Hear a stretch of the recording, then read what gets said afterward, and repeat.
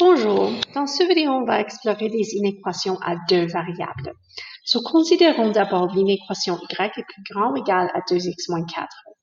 Ceci décrit une relation entre deux variables x et y, et donc ça va décrire un ensemble de points qui correspondent ou qui satisfont à cette inéquation. Cet ensemble de points va être lié à une ligne, parce que si on considère l'équation y égale 2x moins 4, on sait que cet ensemble de points est représenté par une fonction linéaire, c'est-à-dire une droite. Cette droite va aussi faire partie de cette inéquation, mais il y aura d'autres solutions aussi. Mais on va commencer en dessinant cette droite. On a la droite y égale 2x moins 4, c'est-à-dire une ordonnée à l'origine à moins 4, une pente de 2. Alors, je peux tracer ce graphique en utilisant la pente et j'ai ceci. Cette ligne divise le plan en deux régions. Ce sont essentiellement nos intervalles quand on résolvait des inéquations à une variable. Pour résoudre des inéquations à une variable, on choisissait une valeur et on testait pour voir si cette valeur faisait partie de la solution ou non pour déterminer si l'intervalle faisait partie de la solution. On va faire la même chose ici avec des points. Alors, je choisis par exemple le point 0, 0 parce que c'est facile à calculer et disons le point 10, 0. Si je teste le point 10, 0, je me demande essentiellement, est-ce que 0 est plus grand ou égal à 2 fois 10 moins 4? Et non, ce n'est pas. 16 n'est pas plus petit que 0. Alors, cet intervalle ne fait pas partie de la solution, cette région. Cependant, si je teste 0, 0, c'est vrai que 0 est plus grand ou égal à 2 fois 0 moins 4, parce que 0 est plus grand ou égal à moins 4. Donc, cette région fait partie de la solution.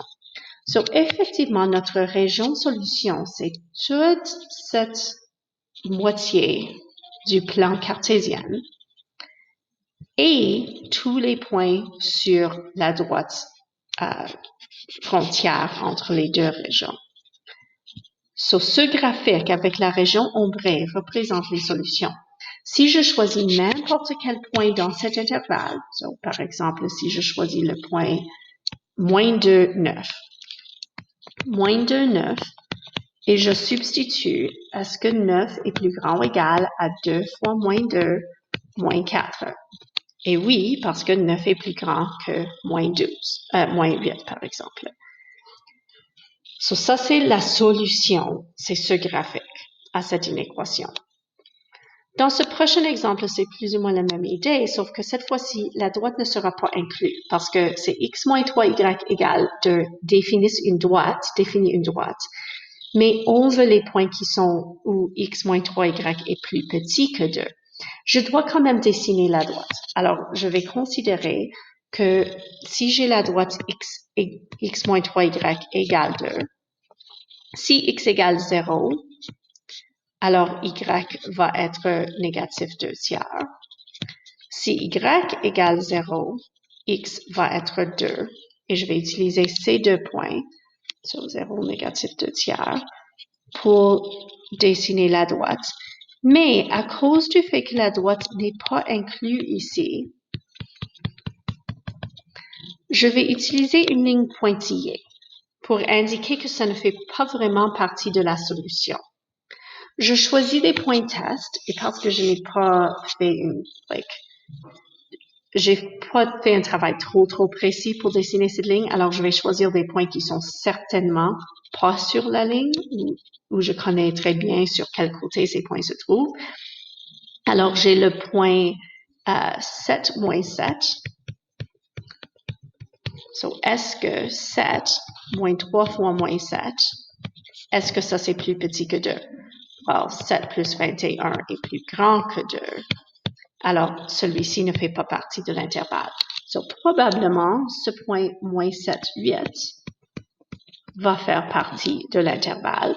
Mais testons, est-ce que moins 7, moins 3 fois 8 est plus petit que 2? Bon, oui, parce que moins 7, moins 24, c'est moins 31. Et ça, c'est plus petit que 2. Alors, cette région fait partie de la solution.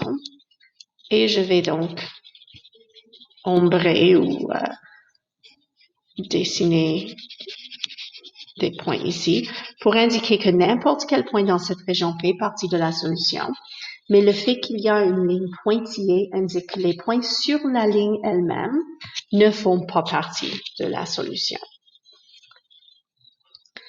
Ces inéquations peuvent aussi avoir des frontières qui ne sont pas linéaires. Alors, considérons y est plus petit que x au carré plus 2x moins 3. La première tâche serait de dessiner y égale x au carré plus 2x moins 3. Pour dessiner, je vais trouver les ordonnées, les abscisses à l'origine, parce qu'on a x plus 3, x moins 1.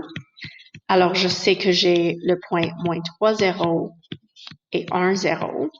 So, moins 3, 0 et 1, 0. Et que le sommet, je vais aussi trouver le sommet. Je sais que l'ordonnée à l'origine, c'est à moins 3. Le sommet devrait être, la moyenne de moins 3 et 1 se trouve à moins 1. So, le sommet, c'est quand x égale moins 1. Et je vais donc calculer si x égale moins 1, quelle est la valeur de y, c'est-à-dire moins 1 au carré plus 2 fois moins 1 moins 3 donne moins 4. Alors, j'ai le sommet à moins 1 moins 4. So, ça me donne une idée de ma parabole. Je vais utiliser une ligne pointillée, une courbe pointillée pour dessiner la parabole parce que ça ne peut pas être égal, c'est juste plus petit, pas plus petit ou égal. Et maintenant, mes deux régions sont l'intérieur et l'extérieur. Alors, j'ai le point, disons, 0,6 et le point 0, moins 8. Je vais tester ces deux points.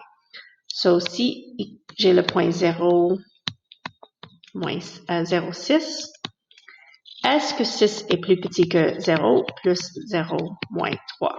Non. So, cette région ne fait pas partie de la solution. Mais ce point 0 moins 8, est-ce que moins 8 est plus petit que 0 plus 0 moins 3? Oui. Alors, cette région fait partie de la solution et j'ai donc toute cette région à l'extérieur de la parabole qui fait partie de la solution parce que le point à l'extérieur était plus petit.